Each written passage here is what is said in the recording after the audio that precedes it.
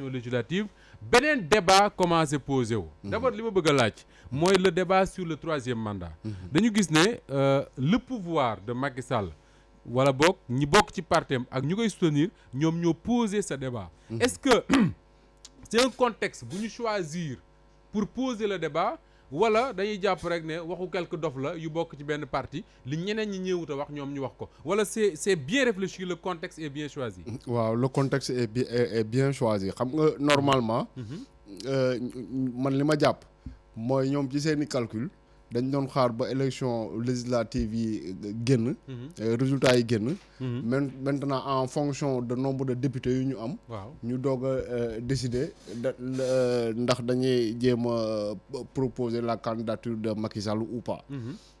Seulement dafa am lu xew ci diggante bi. ñoom fi mu dañuy anticiper xaaratuñu élection législative yi. parce que Yewwi Askan Wi dafi woote. concert nu mu tuddati manifestation bàyyi ko woote concert de casserole. journaux yi non ñu def ko sax mais Sénégal journaux yi jàpp ne échec la woon. échec la woon. donc bu ñu nee la principale force de l'opposition def na manifestation mu échec. loolu day requinquer les gars du pouvoir. léegi ñoom ñu jàpp ne ci contexte bi nga xamante nii ñoom dañoo jàpp ne sénégalais yi tourné nañ le dos à Yewwi Askan Wi. ci contexte boobu moo baax pour ñu wax loo xamante ne nii mooy waxu 3e mandat. ce n'est pas du waxi dof ce n'est pas aussi par hasard dañu choisir très bien le contexte. automatiquement après concert de casserole bi. ñoom ñu jàpp ne sénégalais yi puisque tëgguñu. nu mu tuddati tourné nañ le dos à Ousmane Sonko ak ñoom Khalifa Sall et consort léegi ñu ne véritablement c'est le moment pour que ñuy waxtaan ñu wax waxu 3e mandat. est-ce que faussé wuñu seen analyse bu fekkee dañoo jàpp rek ne parce que def nañ benn concert de casserole xumb ga ca waroon am amu ci wala journaux yi traité ko nañ ko traité ñoom ñu jàpp ne Sénégalais tourné nañ le dos à Yewwi Askan Wi est-ce que analyse bi faussé wul. non mais analyse bu faussé la comme analyse yu ñu fi jot a def yëpp. pratiquement xam nga déjà. ci élection avant les élections locales yi. le ku mel ni Mahmoud Saleh jege trop président de la République.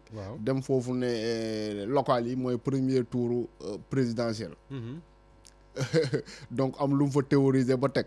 on a vu avec les locales ce qui s'est passé. donc pouvoir bi mënul wax ne dafa gagner en perdant. nu mu tuddati les plus grandes villes du Sénégal. donc boobu jekkuñu. mais tey jii nii te boo seetloo depuis dynamique gu mars ba fi ñu toll nii tey. amul benn moment boo xamante ni mun nañu wax ne sentir nañu comment dire. recul wala hésitation wala lenn loo xamante ne nii day mën a firndeel ni. Yewwi Askan Wi kat population bi dañ leen a commencé woon ginnaaw amul lenn lu koy firndeel. léegi bu ñu ñëwee ba ci concert de casserole bi. mu am nu mu demee am ñenn ñoo xamante ni jàpp nañ ne comment dire sénégalais yi. tëgguñu comme ñoom nu ñu tëggee ñu jàpp ne ñoom ci benn événement boobu rek war na leen a mën a permettre ñu def une conclusion générale. donc c'est une analyse boo xamante ni c'est biaisé. mais dans tous les cas gis nga Moustapha. oui ñu nekk Yewwi Askan Wi nu mu tuddati sénégalais yi tëgguñu casserole yeeg. tëgg nañu casserole yi loolu yëpp amu ci importance. gis nga ñii di wax nii. comment dire ay Bamba Fall nga xamante ne nii. yaakaar naa Bamba Fall nee na su Macky Sall wutiwul 3e mandat dafa trahir Sénégalais yi. dafa trahir Sénégal. ay Bamba Fall ak ay Thérèse Faye xam nga ñooñu moom man dama jàpp ne seeni wax sénégalais yi joxuñu ko importance noonu. mais bu nekkee ne quelqu'un d'autre wala le président lui-même moom moo taxaw di wax ne dafa bëgg un 3e mandat.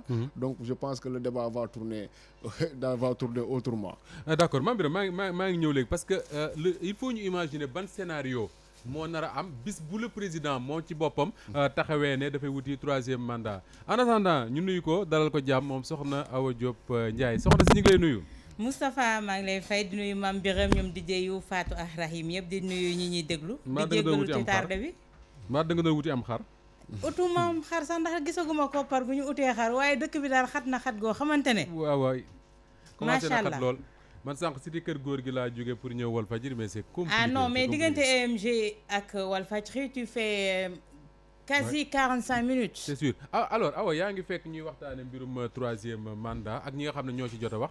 fi ma la bëgg a déggee mooy profilu ñi Mame Birame doon tudd sànq nga xam ne ñoom man dama jàppoon ne ay dof la yuy wax seen i wax rek ñoo commencé porter le combat. ku mel ne Ngor Sy Fall ni ñu ne mooy maire Médina. ak soxna Thérèse Diouf Faye ñoom ñoo taxaw ne président Macky Sall dafa wër a wuti 3e mandat ñeneen ñi dañoo wër-wërloo mais ñoom ñu duut ca baaraam tey. ñoom fi mu nekk nii seen pôle la ñuy sauver. ah oui bien sûr.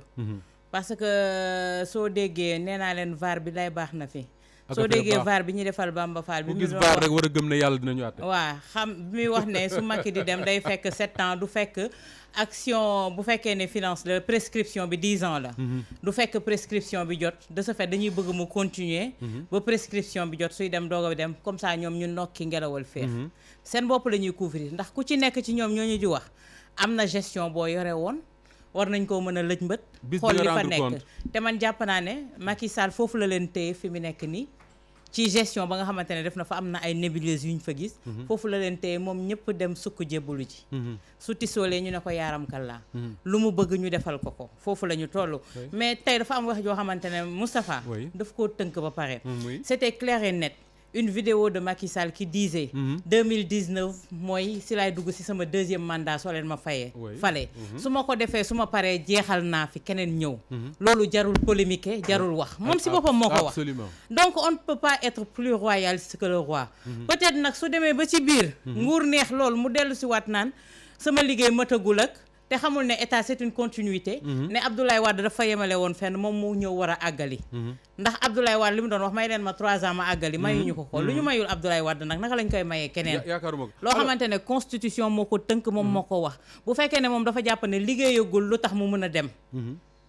loolu ça n'engage que moom ak ñi nga xamante ne ñoo di ses collaborateurs yi mu doon liggéeyal mais constitution dafa am lu mu tënk ne lii boobu nag fa la ñu war a yem ku dee gor ci loolu ngay yem ndab kenn du ko ñiid alors Mame Birame Awa mi ngi wax ne président Macky Sall réglé na problème bi moom ci boppam parce que wax na ko plusieurs fois bind na ko ci constitution wu Sénégal mais moom ci boppam bind na ci livre am ne amul droit nekk candidat 2024 te dañ koy fàtte waaw le Sénégal au cœur le Sénégal au cœur ci la ko bindee bind na ko si tout à fait non xam nga question boobu moom non seulement président Macky Sall réglé na ko mais ses plus proches collaborateurs réglé nañu ko te Moustapha xam nga loo xamante ne ni lu xel mënul nangu mooy que ñu ne il y a juste 10 ans sénégalais yi wàcc nañ ci mbedd mi nit ñi reyante fi parce que dañ doon bañ 3e candidature mais xanaa c'est que le président Macky Sall moom dafa xamul ne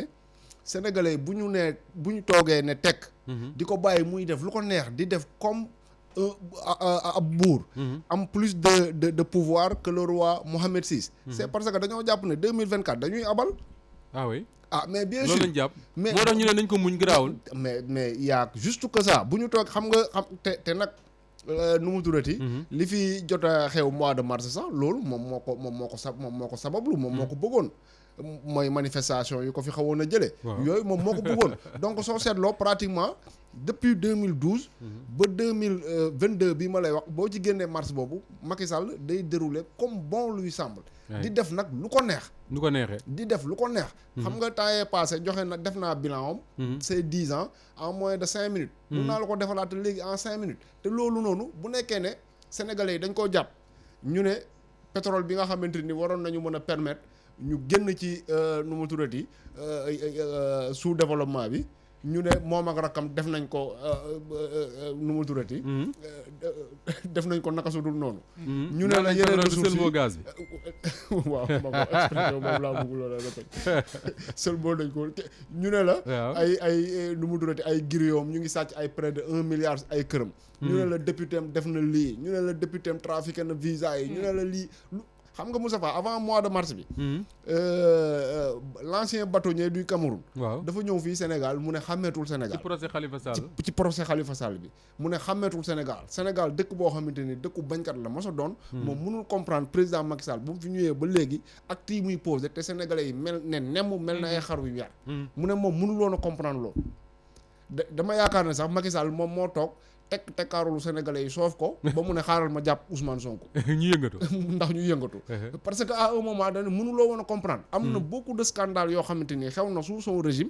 mais sénégalais doonuñu ko baal Ablaye Wade doonuñu ko baal Abdou Diouf mais lan moo waral lool lan moo waral sénégalais yi jékki-jékki le régime de Macky Sall mu mel ne dañ koy pardonné lu ñu doon woon pardonné yaa ko wax de Mame Birame Abdou Diouf nii Ablaye Wade te xam nga lu gën a garaaw les fautes de Macky Sall ñoom ñoo gën a fës que photo ñeneen ñi ndax réseaux sociaux yi ñoo koy gën a amplifier parce que ñeneen ñi Abdou Diouf scandale yi ñu doon def yooyu rajo nga ko daan dégg ak yenn journaux privés yi ñu naan la détournement wu 15 millions très bien nangam ak mais tey jii nii Sénégal laajteel kenn koo xamante ni yëgul ne Oumar Anne jënd na kilo ñebbe 4000 waay dinaa ñëw ci mbiram léegi sax moom Oumar Anne ñëpp yëg nañ ne jënd na kilo ñebbe 4000 parce que scandale yi ngay def réseaux sociaux yi dañ koy amplifier léegi nag bu nekkee ne yow te loolu li ko gën a may le président Wade le président Macky Sall mooy ni Abdoulaye Wade taxawee parce que pratiquement de 2012 à 2015 Macky Sall amul opposition à part le PDS à part le PDS kese ñoo nekkoon opposition ñi nga xamante ni ñooy défendre tey troisième candidature bi si ñooñu la newoon ay ñoom Oumar Sarr ay ñoom Maître Malick Sall ay ñoom Karim Wade et cetera très bien ce qui fait que ñëw nañu ba 2015 2016 boobu Sonko kenn déggu ko Khalifa Sall kenn déggu ko pratiquement ci référendum 2016 bi ci la Khalifa Sall commencé wone ne pratiquement àndatul ak le PS ak le régime même ci élection locale 2014 bi muy dóor fii Mimi Touré mu ngi woon toujours ci Benno Bokk Yaakaar ñu koy négocier mais bu ñu demee ci ba ci comment dire référendum boobu mu ne non très bien mu voté non ci la ñu gis un certain détachement mais dans tous les cas xam nga Khalifa Sall moom opposition républicaine la xam mooy lañ daan def temps wu Ablaye Wade nekkul opposition boo xamante ni mën na tere Macky Sall mais Khalifa Sall bi ma dégg démb Ziguinchor mel na ne génn na ci loolu de génn na ci loolu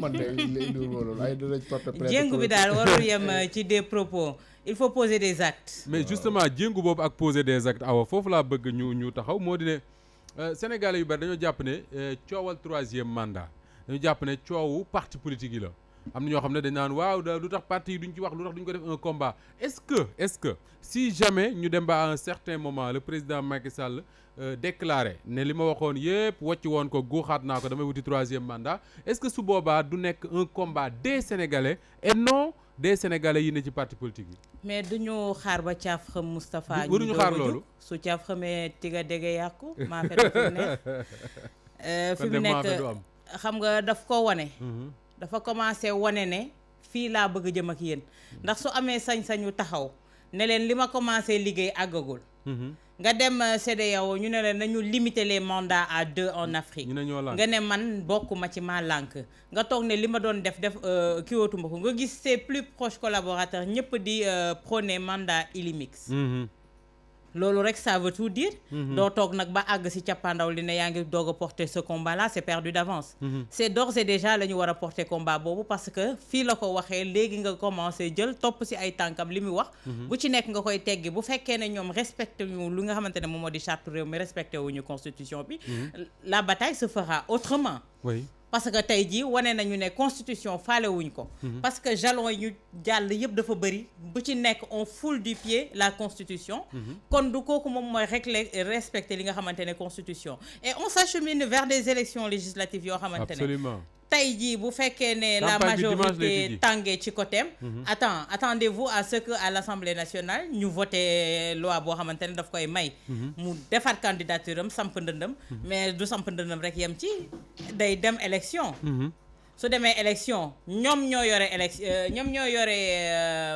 nu mu tudd ñoom ñoo yore organisation élection yi c'est son ministre de l'intérieur qui l'a luñ ci mën a def ñun xamuñu parce que amuñu droit de regard amuñu contrôle même parti politique yi nga xamante ne ñoom lay jongante ses rivaux amuñu contrôle ci organisation des élections boobu ci Sénégal la après lu ko neex def te loolu su amee attendez-vous à des dérives ñu ngi wax nañu calmer atmosphère bi mais la bataille li ma waxoon keroog laay waxaat c'est différé inévitable mais ci Sénégal laa gis awa yaa ko tudd ministre de l'intérieur boo xam ne moom lañ sant mu organiser élection yi ñu ne ma ngay débaucher ay nit ca Touba mais xam nga man Moustapha keroog dama ko wax fii ñu bëri dañuy mer mais man dafa am yenn yoo xam te ne c'est par principe soo déclaré ne diw du organiser ils l'ont fait avec Abdoulaye Wade ils ont obtenu gain de cause dañu dem élection tant que amuñu une personnalité neutre bu organiser ces élections là pourquoi ñoom ñu lancer ce combat là porter ko ba pare dem ba ci cappaandaw bi laisser deux man loolu mënuma ko comprendre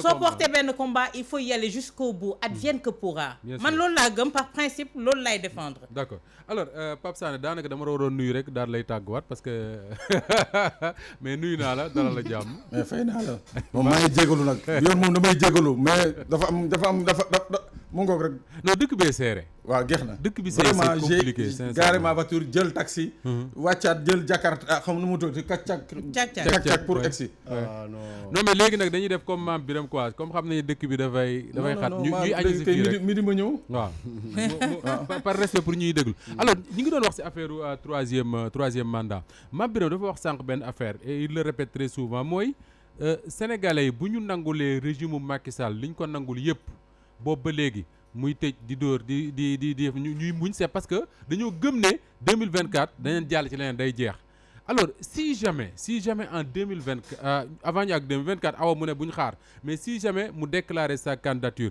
est-ce que yaakaar nga ni il va devoir faire face ci li nga xam ne moom la Ablaye Wade defoon face en 2011 wala da nga yaakaar ne sénégalais jaralutu leen ko ils vont se dire que ni bon affaire politiciens yi rek la waaw Moustapha c'est vrai que ñun ñëpp à part quelques exceptions ñii doon xam ne xalaat ni que sa waay li mu doon teg 2012 ba léegi c'était pour un troisième mandat xam nga tolloon nañu woon ay jamono mooy le décret d'application de la loi sur le référendum xam nga il a mis du temps pour jël décret d'application notamment sur li mu doon wax les clauses d'éternité mooy mandat mooy maanaam le mandat c'est-à-dire la durée du mandat boo leen fàttali ko il a mis du temps balaa moo jël ce décret d'application donc ça veut dire que c'était très bien fait et puis tamit il faut qu'on comprenne une chose au Sénégal mooy que Macky Sall il a été à bonne école c'est-à-dire fi mu jàngee ne fi mu waroon jàngee mooy chez Pa Wade Ñombar Wade mais à la différence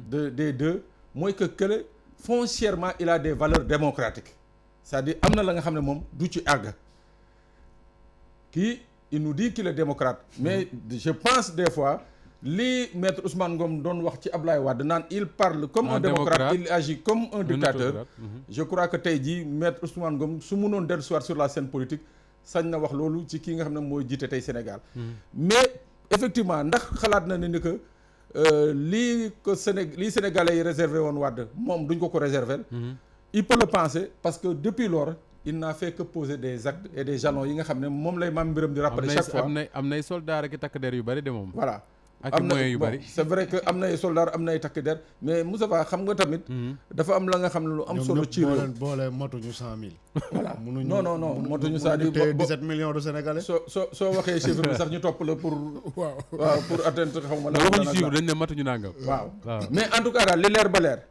mooy que lépp c'est-à-dire dans tout son plan li mu teg boo bëgg léegi dafa am benn doon ba nga xam ne moom jëlu ko en compte ou bien dafa doon boobu daf ko biaisé muy ban doon mooy la donne du citoyen sénégalais Moustapha de 2012 à maintenant les Sénégalais ont tellement changé les Sénégalais sont devenus tellement exigeants gis nga am nga sa benn invité boo fi mu soon invité muy fàttali ni comment Wade ñii ko faloon niñ ko daanelee mais président Macky Sall looloo koy dal parce que ñii ko faloon ñooñu ñoo koy daaneel parce que ñii ko faloon en 2012 discours bi mu leen teniroon c'est ce même discours aujourd'hui que certains dans l'opposition ku mel ni Ousmane Sonko sont en train de tenir d'accord alors Mame Birame est-ce que du loolu mooy danger bi gën a mag pour le régime de Macky Sall xam nga tey Yewwi Askan Wi mën na ay combat am mais Sénégalais yu bari dañuy jàpp ne combat waa Yewwi la bu ñu génn di am waa Yewwi ñooy génn Ablaye Wade également bari na bi mu nekk ci pouvoir ay combat yu opposition bi daan mëne contre lui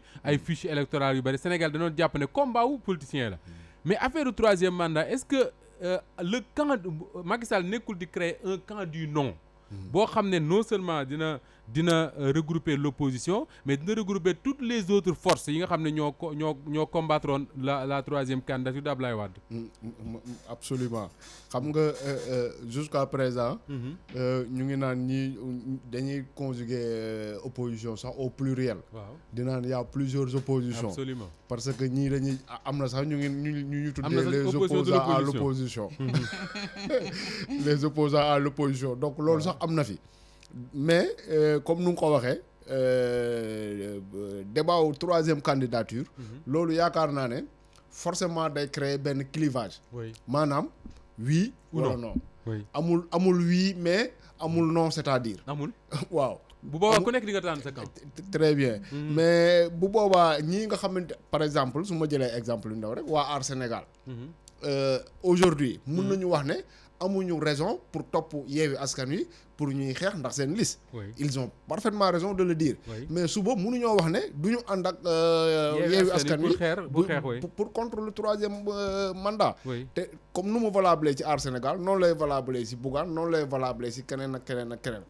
en tout cas képp koo xamante ne nii nu mu durati da nga jàpp ne Macky Sall war na xaw a am laa wax de. nu mu tudd dañ lay classé comme ses partisans. l'unité du camp du Nord dafa war a commencer léegi comme ni ko Awa doon évoqué sànq wala dañu war a xaar ba législative yi jàll ñu daje ci benn camp ñoom ñi nga xam ne dañu jàpp ne Macky Sall amul enfin te loolu sax amul jàpp loolu lay am amul droit wuti un troisième mandat. non mais xam nga c'est que dans tous les cas sax. man maa ngi naan instant yi nii opposition bi am na possibilité bañ a kaasal kii wala bañ a kaasal kële.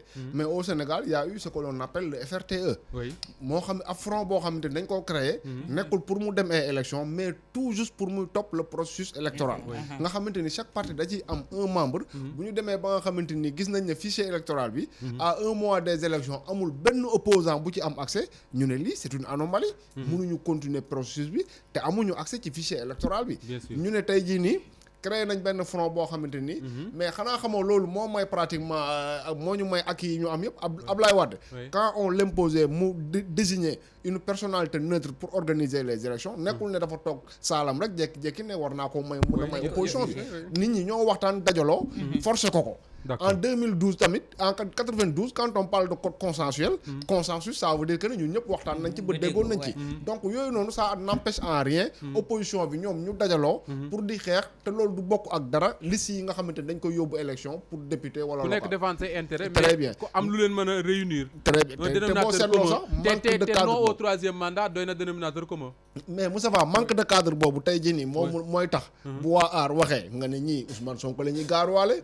bu Bougane waxee nga wax la même chose nga Ousmane Sonko wax la même chose nga wax la même chose donc pour man. loolu ça ne peut pas arranger ñi nga xamante ni réellement il s'oppose à la politique de Macky Sall. très bien bu nekkee nag dañu dugg ci opposition pour tour nit ñi lëndëm moom xam naa ne loolu duñ ci dugg. Mame Birame Wathie Awa liir nga tey Cheikh Oumar Anne. Cheikh Oumar Anne liir nga ko tey. déedéet liiruma ko. alors tey Alioune Tine la xëyee lu mu ko yekkul nag da koo fàtte. alors Alioune Tine quand même je sais pas on peut lui reprocher beaucoup de choses mais am na lu mu tekk ci réew mi. soo demee ba ne Alioune Tine Sénégal nekk ci conflit lay dundee venant d'un ministre de la République voilà. Moustapha.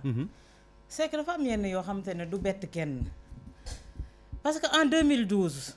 bi Alioune Tine nekkee seen wet di di xool lépp luy faay mu koy dénoncer di ko kii. dañoo jàppoon ne ñoom la àndal. ànd ndox moom ci kii. Alioune Tine quoi qu'on puisse dire du koo xamante ne dañuy wax ne ci société civile bi nga xamante ne tey dañ leen noot ci la bokk. mais tey jii bu fekkee ne man Kër Ndiaye dafa génn. Aminata Tall génn ñu yàq leen lu mel ni xeme. sur la place publique saaga sax gën a métti liñ leen wax. man Kër lañ koy menacer.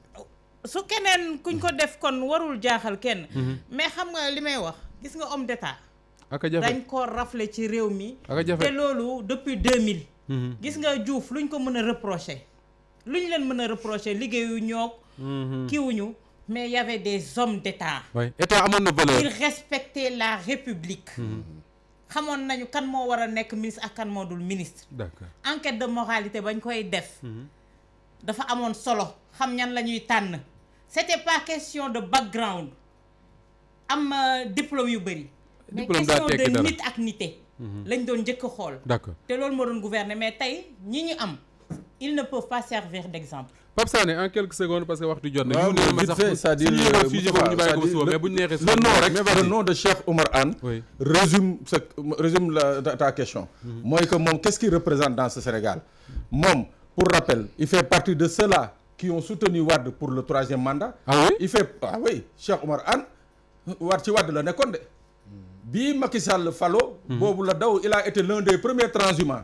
xam nga kooku mooy nit ki nga xam ne ci wàllu moral waruñu ko boole sax ci ñu am moral mooy benn. ñaar Alioune Tine quand Alioune Tine menait le combat. pour la tenue des élections en 2012. moom Cheikh Oumar Anne boobu il était où. c'est-à-dire quand Alioune Tine se faisait arrêter. se faisait torturer nuitamment.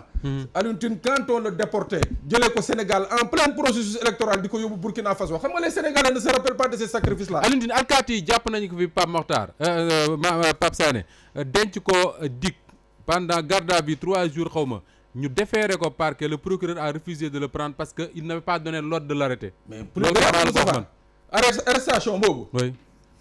tey jii c'est-à-dire devoir de mémoire rek. devoir de mémoire biñ ko arrêté guddi googu. téye ko commissariat central les plus hautes autorités de ce pays de la police à l'époque ils avaient donné l'ordre d'amener Alioune Tine au commissariat de Bel-Air. te commissariat de Bel-Air ñëpp xam nañ ne que fii à Dakar c'est un commissariat yi nga xam ne pour torturer nit rek. kii nga xam ne moom la sénégalais yi di dingat nii tey. mooy Arouna Sy moo dem à 2 heures du matin bi ñu ko yëgalee moo ko dem jëli ji foofu andi ko waat. ñu ne ma Cheikh Oumar Anne AJ bu Mamadou Diop Decroix la bokk. ma wax ci ñaari baat. ku wax feeñ non non bien sûr allez-y ma biram non li ngeen wax ni yëpp man d'accord naa xam nga Moustapha. allez-y xam nga sama réserve mooy lan. xam nga Moustapha sama réserve mooy lan. mooy que Alioune Tine c'est un professeur d'université. waaw man mii yoroon na ma lettre moderne. waaw. moom nan la ñu mën a falee ku mel ni Cheikh Oumar Anne au ministère de l'enseignement supérieur te musul bind sax un texte pour dénoncer ça. mu toog di seetaan très bien. mais mooy li Pape Alé Niang di wax tey jii les universitaires ñoo nërmeelu. très bien ñoom ñoo waroon a dénoncer bañ sa waaye xamul xaw la wala kasiran bañ koy fal ci ministère bu toll noonu. donc ñoom biñ ko falee. am naa entretien moom journaliste bi ko def dina corriger ba sonn. na ma ko baal allez-y ma biram ñu daaneel. ba dañ daanelee foofu. ca tàngaram loolu la vous avez été très bon ma biram wàcc Pape Sané Awa Diop Ndiaye ñu ngi leen di gërëm baax di gërëm DJ yu mi nekkoon ci.